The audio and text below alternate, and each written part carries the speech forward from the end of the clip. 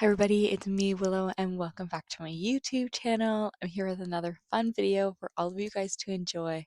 Today, we will be reviewing The Mandalorian and Grogu, the newest film from Lucasfilms and Disney.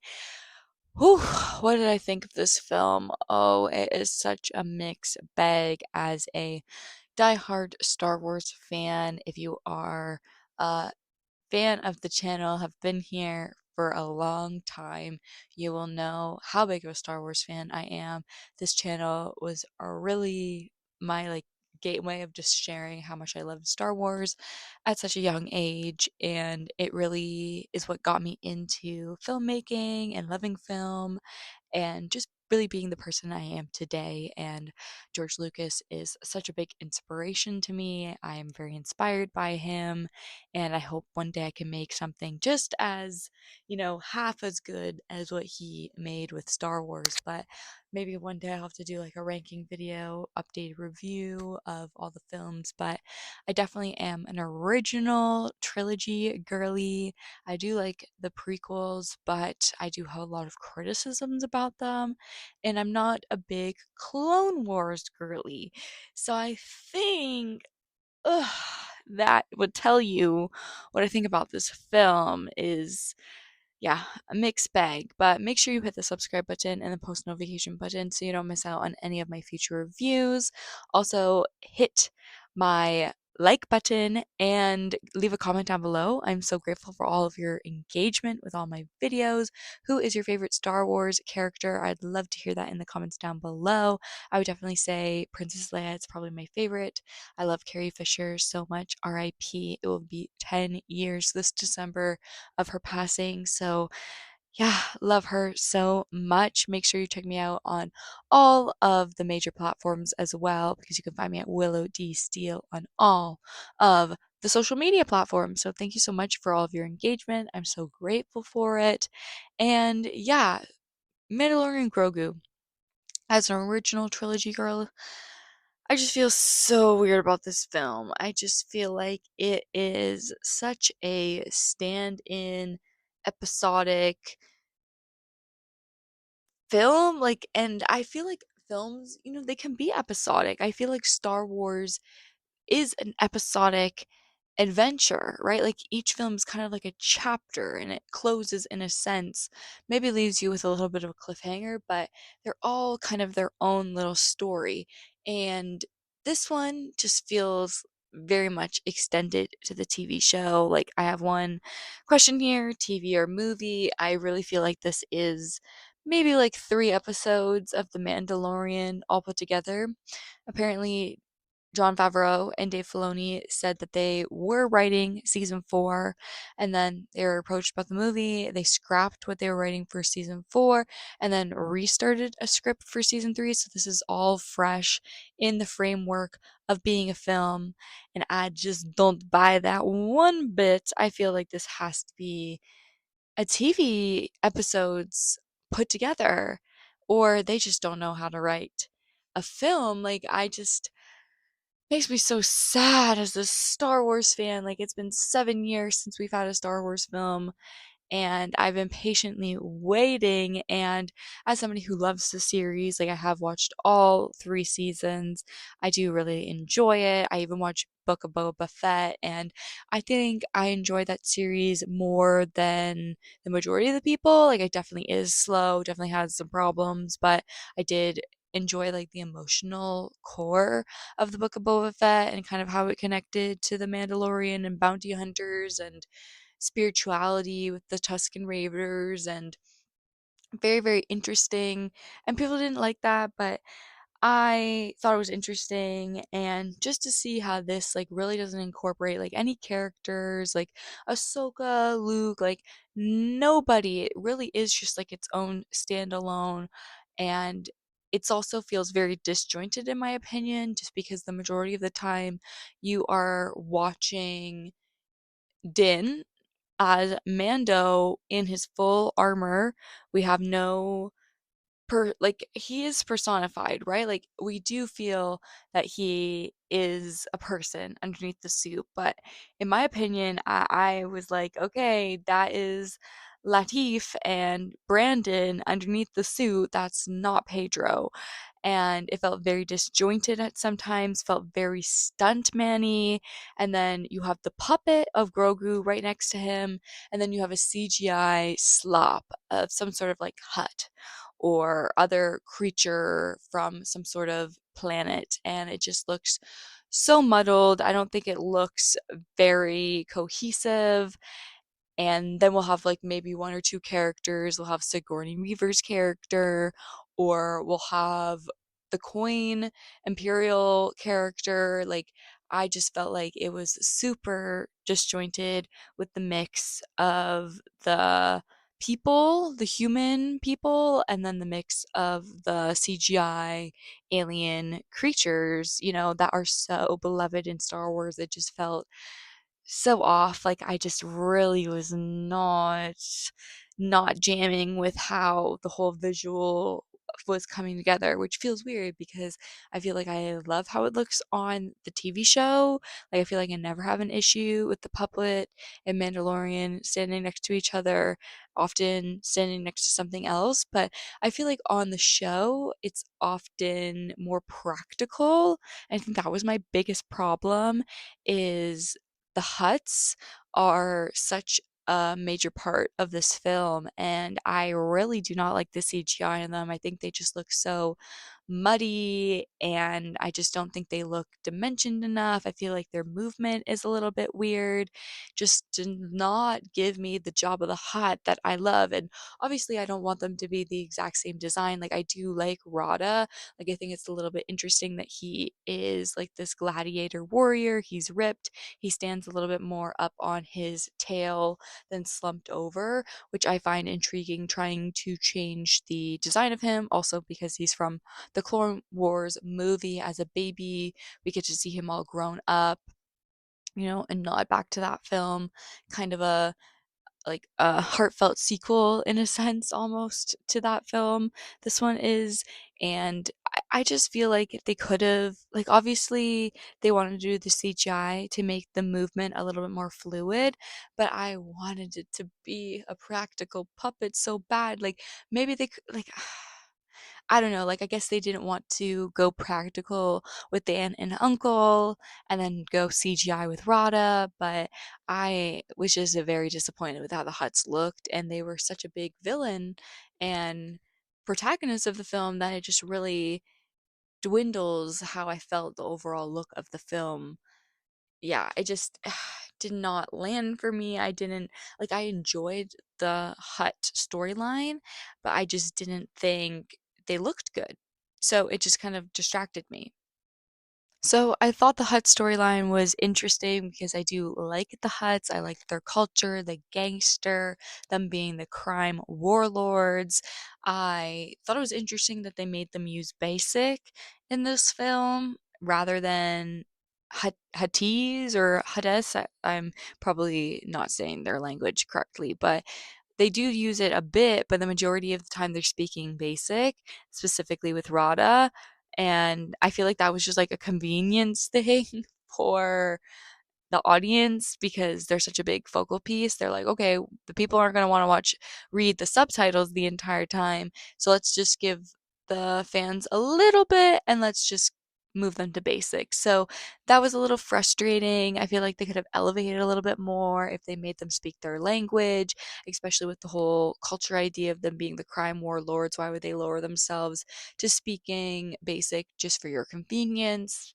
Yeah, a little problematic there, but I did love being back into their little lair and getting to see the pit and having not the Rancor in there, but having the, like, what was it called? The dragon snake in there. It was wild. The other creatures in there too. I love that whole scene. Like that's the part where Din finally gets to take off his helmet. They unshield him, basically saying, "We want to dishonor you. We want to kill you with your helmet off, so you feel disgraced and you can be, basically just dishonored from your clan. And I really felt the emotion there and loved getting to see Pedro Pascal because you really do feel the presence of Latif and Brendan the majority of the film. I really do not feel Pedro Pascal's presence, even though he's the one that's speaking. It just feels so disjointed, especially I just feel like the writing and the emotional levity from the show that Pedro brings is just like not brought here. Like really like at all. So that makes me very disappointed because I thought maybe we would be able to progress more with Din's character and how he feels about his religious sect that he's in with the Mandalorian and being, kind of like in this cult like area with feeling like he can't take his helmet off and having that little emotional moment at the end of season 2 when Grogu's leaving and revealing his mask to him and having that connection with Grogu. That's what I was expecting in this film. I was expecting he would take his mask off and we would get maybe, I don't know, like a 20-minute scene or something of them together, really having this connection, wanting them to progress forward with their apprenticeship, son, father, like bond, working with the Force, working on their craft. I don't get any of that. So I was disappointed. We do get a really cool scene with him in the pit with the dragon snake. I love the fight. That was really cool getting to see him without the mask on. Obviously, we got Pedro Pascal on set doing some water work, was really cool. Him swimming in there with his whole armor on, going within all like the branches and stuff that's in that pit and fighting all those different creatures as well as the dragon snake was just so cool. I love that. And him getting to interact with Grogu during that scene too, I just loved. And it was super cute. I also loved the addition of the Enzal. They were so adorable. I loved their little quips throughout the whole film. I've seen them in other properties, but I loved how they were used in this. Like, obviously, they're going for, they know that we love the little creatures, and I'm not going to deny that I'm not on the edge of my seat just cheesing at Grogu every little time he coos and uses the Force. Like, I love it. I think he's so adorable. And, that was definitely one of the big reasons why I got my butt in the seat. It was to see Pedro Pascal and to see Grogu. And obviously, the Force. I wanted to see more Star Wars lore be added. And that's why I'm disappointed because it doesn't really add on to any of the Star Wars lore, unfortunately. Just makes me annoyed. But I thought the Anzals were super fun. And I loved how they were like the mechanics. And then Grogu is able to use them after Endo is able to capture Mando, and I thought that whole scene was super cool. Like, there are some really fun action scenes, like the opening to this film when they are going after the AT-ATs on that snow planet, very reminiscent of Hoth and Empire Strikes Back, which is one of my favorite battle scenes of all time in all of Star Wars. I love the Hoth battle with all the AT-ATs and Darth Vader is just impending and we're in the command center and I love that. And I felt like this was very reminiscent of that with the Imperials kind of in their command center talking in the AT-AT, talking about the Mandalorians coming to get them and he just destroys it all. He kind of enters with the iconic Ludwig Göransson theme. I love it. It was so fantastic. Such a fantastic opening. And then we get another great action scene with the Mandalorian trying to shut down his home base because he sees an intruder is coming with his creatures, being kind of disturbed. And then he sees the heat vision. So he's trying to lock it all down, get Grogu and the Anzals to safety. And then it's Endo from the Clone Wars, which was super cool. I love that. Like, really fun. I feel like we totally deserved a bit more of him. Like, I felt like this was a really short scene that we got of him and Mando fighting one another, but I loved the design. Like, this was one of the scenes where I thought really looked great compared to the Hutts. I thought like Endo's design almost being like this matte black, kind of seeing 2D. Like, I thought that was super fun. Loved that design. Just how him and Marok, like, I thought their design was super cool. Like, I really loved them. I wish they were utilized a little bit more. And like, Embo is just like such a cool character, so I don't know why he just kind of gets thrown away. Like, I just would have utilized him more, and I would have utilized the puppets more, like I said, more practical effects. I love the whole extended scene with Grogu. I also have the whole question, is he a character? Is he an accessory? I feel like he's more of an accessory in this film, unfortunately. They really are kind of transgressing him to a baby, keep him into this little stature of this cute little guy when he could be this really powerful force being, but they're afraid to like age him up. So it makes me disappointed because I was really hoping for a lot more progression with his force work and seeing more of him progressing as being just like a force user, and him, learning a little bit more about the way, maybe even more being of an apprentice. I just feel like every time they try and teach him something, it's just more for like laughs, which is fun. It's not like it's not bad, like, it's fun, it's cute, but as a Star Wars fan, you want the lore to extend. You want it to be exciting. You want it to be hopeful for the future. And I just feel like he's just going to be cute forever and he's never going to progress. And I thought his little scene when Din has been bit by the dragon snake and they've escaped from the pit, and he let Grogu go back on the ship with the anklors, and they can't fit him on the ship, obviously, and he knows that he's going to succumb to the poison, and he lets them go. Of course, Grogu doesn't go. He stays and helps Din, protects him, builds a little hut, and like, I love that whole scene. It's very Frank Oz reminiscent of Empire Strikes Back and Yoda, and his whole scene of being in the swamp, and I love it. It was very reminiscent of that, and just seeing Grogu get to protect Din and put the leaves over him and build the hut and connect with that little like fish guy who has like the rocking chair and he's trying to get the fish, and then we get another cool scene with Embo, and I loved it. Like, I thought that was so fun. Like, I wish we got more of that. We got more of Din and Grogu bonding. So yeah, I was disappointed. Like, I didn't really like the gladiator scene. Really reminded me of the gladiator scene from Thor Love and Thunder, which I also think is like pretty muddy, and I don't think the CGI in that is like fantastic. I feel like Hulk looks okay, but I feel like everything else is just like not great. And again, I just felt like this wasn't very original, didn't really like stand out to me.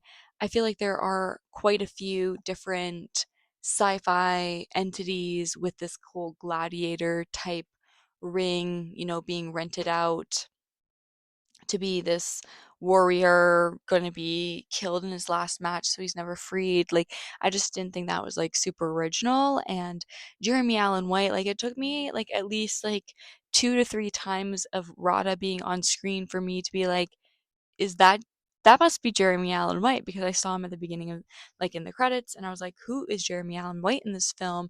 The filter that they use on his voice, like, you can barely even tell it's Jeremy Allen White. And also Martin Scorsese's little cameo, when I saw him at the beginning, I was like, Martin, what's he doing? Like, they're basically just putting all these people, like friends, in the film, people who could use a little bit of promotion. I like, they kept it under $165 million to make this film.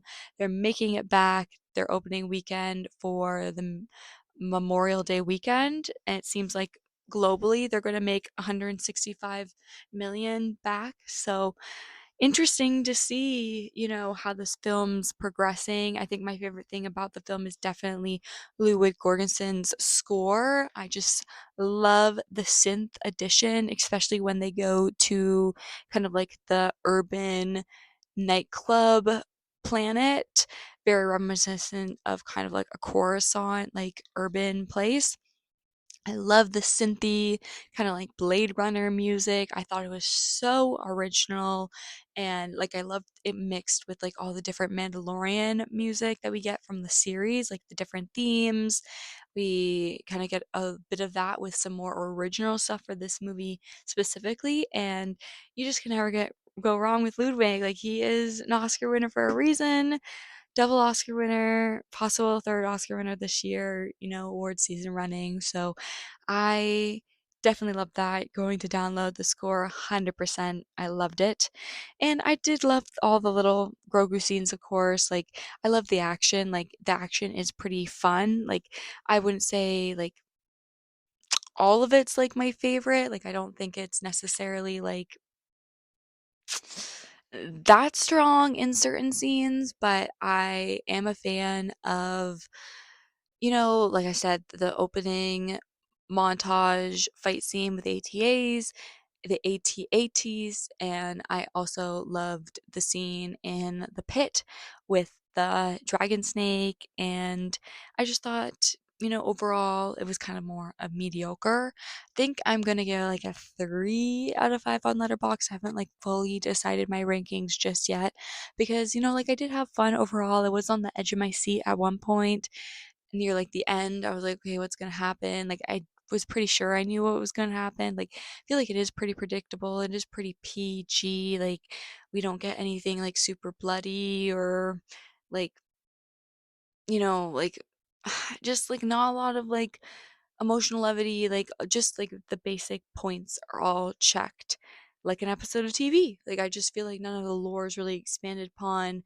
We don't get a lot of additions to our characters. It's kind of disappointing if I'm being honest as a Star Wars fan. Like I wanted our characters to be advanced. I wanted the Force to be more like built upon, specifically with Grogu and how he is so special to the world, especially now that they're working with the New Republic. Like, why isn't this just being talked about more? Like, I just feel like it's a waste, unfortunately.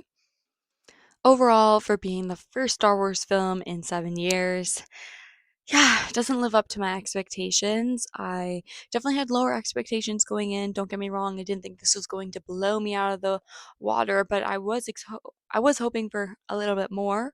I was hoping the writing would be a bit stronger. I don't think I am on Jon Favreau and Dave Filoni's wavelength. Like the fact that Dave Filoni just had like two cameos in the film, and Embo is obviously voiced by him in the Clone Wars. I don't think he even gets like a line really in the film though, so I don't think Dave really got, too much. Like he did get a line though, as like the storm fighter pilot, but I yeah, I feel like they had really fun ideas, when they were doing the Clone Wars and when they were doing Iron Man and Chef, and I just don't think they have the juice necessarily. Like they are just like the live action guys. They want to bring all of their ideas to live action, and I just feel like they don't really have, like it's obvious they don't know what to do with these characters who we like and could help propel the series forward. Like I feel like this is a very interesting timeline after all of the Empire and Return of the Jedi and the New Republic is around. Obviously, the Empire is starting to rise again, under with propaganda. What's going to happen to these certain force wielding creatures, after Order 66? And Luke's trying to rebuild the Jedi Temple, and obviously Luke fails with his plan of having the Jedi Temple be built with Kylo and the Knights of Ren being brought forward and destroying his achievements. So just seeing like the path that Grogu decided to take, in season 3 of being an apprentice, being with Din, I just feel like none of that relationship is really brought in that film. So it just makes me mad. It makes me sad. I'm disappointed. Yeah.